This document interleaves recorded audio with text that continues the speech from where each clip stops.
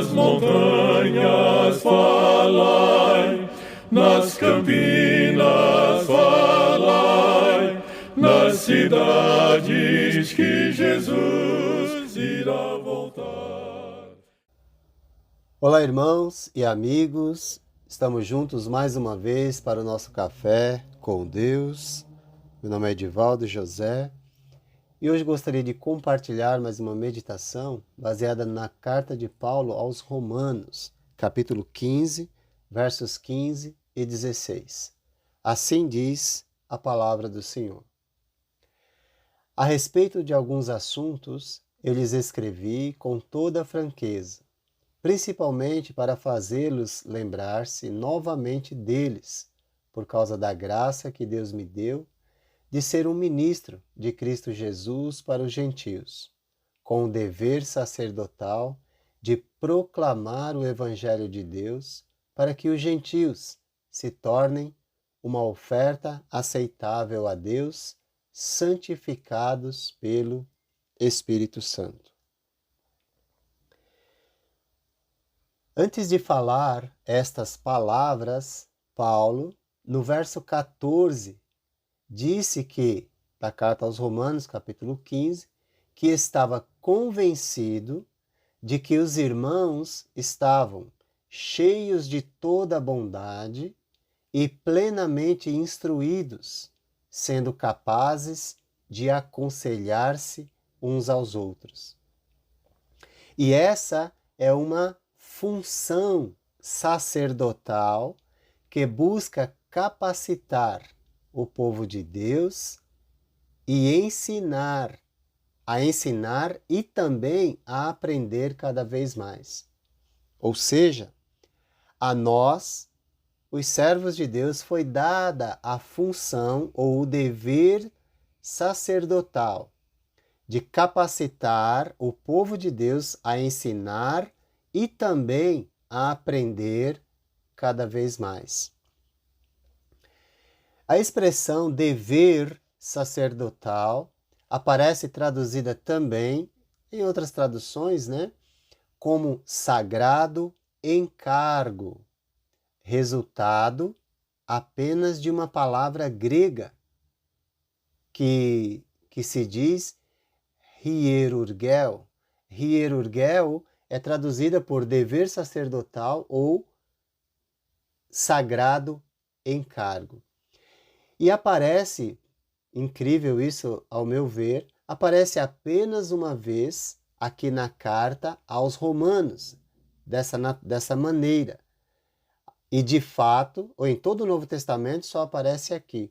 E de fato ela está ligada ao servir como sacerdote, sendo estas pessoas conscientes do seu dever, defendem a santidade e o anúncio do Evangelho como meio de salvação e preparação para que nos tornemos uma oferta aceitável a Deus, santificados pelo Espírito Santo. Do mesmo modo que o sacerdote no Antigo Testamento, ele consciente do seu dever, defendia a santidade, e ele mesmo vivia, e também o anúncio da lei, naquele momento, como meio de preparação do povo, para que o povo pudesse ser uma oferta aceitável a Deus, naquele momento também. O dever sacerdotal assumido e incorporado pelo apóstolo Paulo, nesse momento, envolve a preocupação dele com a salvação dos gentios, naquele momento, mas também com o seu crescimento e maturidade rumo à santidade. Porque esta é a busca do sacerdote e deve ser a busca do povo de Deus, que no Novo Testamento são todos sacerdotes do rei. Como sacerdotes, nós devemos atuar também em nossas famílias, compreendendo que esse dever sacerdotal também envolve primordialmente o proclamar o Evangelho de Deus para a salvação da nossa família, com o propósito de nos tornarmos, como um todo, uma oferta aceitável a Deus. Ou seja, uma vida de santidade requer sacrifício. E o sacrifício que oferecemos é uma vida de santidade a Deus. É importante notar que esse nobre encargo ou nobre função, serviço, nos foi dado por Deus como um privilégio para defender a vida de santidade, começando por nós mesmos. Não é falando sobre santidade, mas vivendo santidade. Enquanto servo de Deus, qual a sua maior aspiração ou seu maior desejo? O maior desejo ou aspiração daquele que compreende o privilégio que recebeu do Senhor está sempre ligado à proclamação do Evangelho para a salvação, com o propósito de capacitar os salvos a uma vida de santidade na presença do Santo Deus.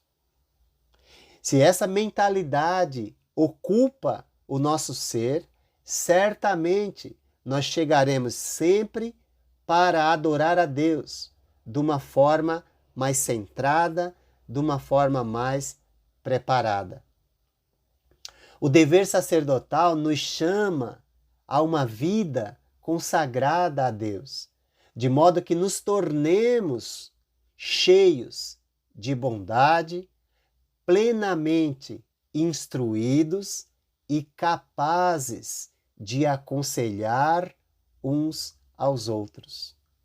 Esse é o propósito, de nós alcançarmos aquilo que Deus espera de cada um de nós.